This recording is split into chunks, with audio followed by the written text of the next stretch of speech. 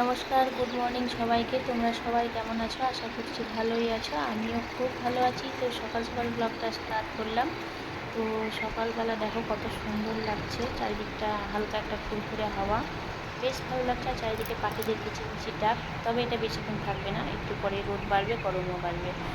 আর এখানে আমি গাছে যেহেতু জল দিতে হবে বলে আমি বালতিতে জল ভরতে দিয়েছি, আর তার সঙ্গে বাসনগুলো সব ধুয়ে ফেলবো। তারপরে আমি বাকি কাজগুলো করব। আর এখানে দেখো আমি পাখিদের খেতে দিয়েছি, চাল দিয়েছি, আর এরা ঝাঁকে ঝাঁকে এসেছে। আর এই জিনিসটা দেখতে আমার সব থেকে বেশি ভালো লাগে, তাদের খাওয়া, তাদের এরকম বদমাইশি করা। তো দেখো বদমাইশি করতে থাকে, এই দেখো উড়ে গেল। হ্যাঁ, আবার বসবে, আবার এইরকমই করে। তো চলো, এদেরকে দেখে আর কাজ নেই, আমি বাকি কাজগুলো সামনে নিই।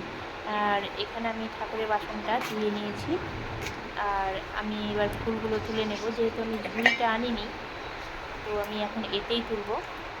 আর এই দেখো কত ফুল, আর এই ফুলটা অনেকটাই ফোটে বলে এই গাছটা বেশি আমি লাগাতে পছন্দ করি।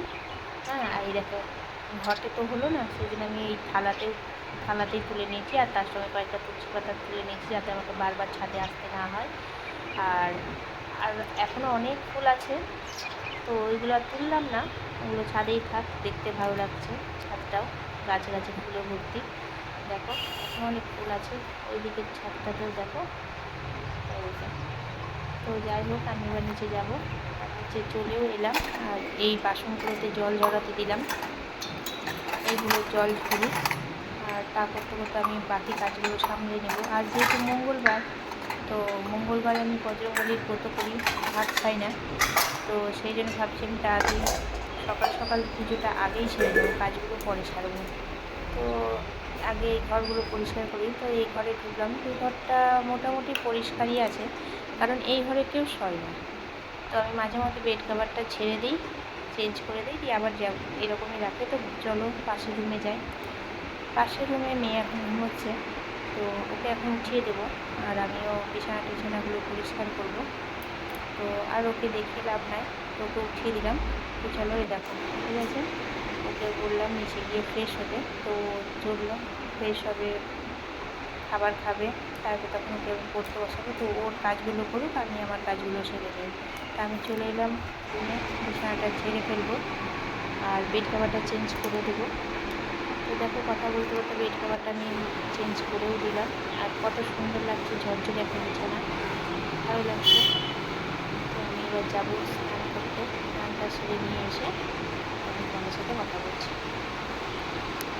তো আমি স্নানও সেরে নিয়ে এলাম, আর প্রচণ্ড গরম, তো আর রোদ্দুরও খুব উঠেছে, সেই জন্য আমি একটু বেশ সানস্ক্রিন লাগিয়ে নিলাম ফেসওয়াশ করে। আর সেদিকটা করে নেব, আর পরে আবার তখন চান করবো, কারণ এখনও বাকি কাজগুলো হয়নি। এখনও বাসন মাজা, কাপড় কাচা বাকি রয়েছে, তো এগুলো পরে করে নেবো, পরে করলেও হবে। সকালে পুজোটা সেরে নিলে মনে হয় অনেকটা কাজ এগিয়ে গেল, আর মনটাও ভালো থাকে। সকালে পুজো হয়ে যাবে, ঘর দোর পরিষ্কার হয়ে আছে, মোছামুছি যেহেতু কমপ্লিট হয়ে গেছে, সেই জন্য পুজো স্নান করে পুজোটা সেরে নেব। পরে তখন কাপড়গুলো কাচবো, বাসন নেবো, তারপরে তখন আবার আমি একটু স্নান করে নেবো। আর গরমের দিনে 2-3বার চান করলেও কোনো অসুবিধা নেই।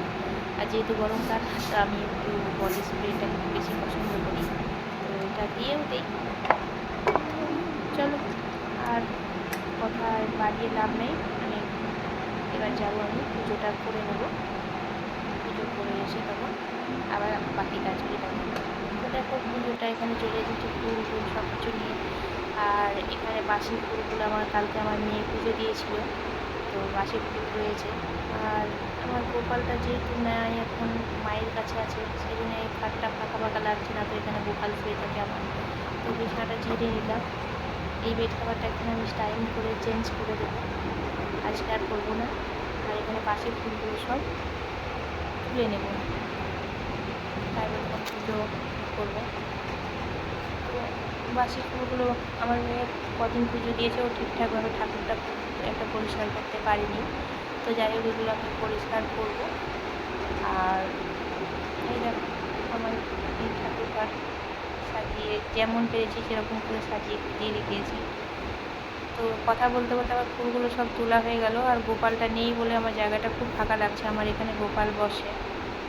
আর এই দেখো আমি ফুলগুলো সাজিয়ে নিলাম, ঠাকুর মুছে টুছে, কি সুন্দর লাগছে তাই না? আর নিজের গাছের ফুল দিয়ে যদি পুজো দিয়ে দেয় মনটা মনে হয় শান্তি হয়ে গেল। তা আমারও এখন সেই মনে হচ্ছে, দেখতেও ভালো লাগছে ঠাকুরটা।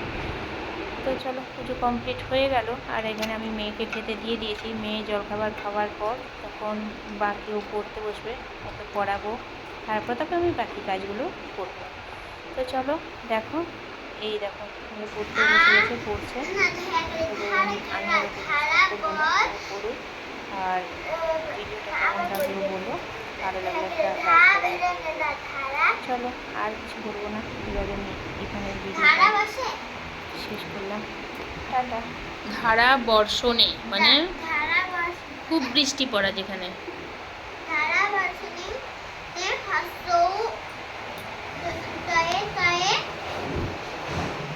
কত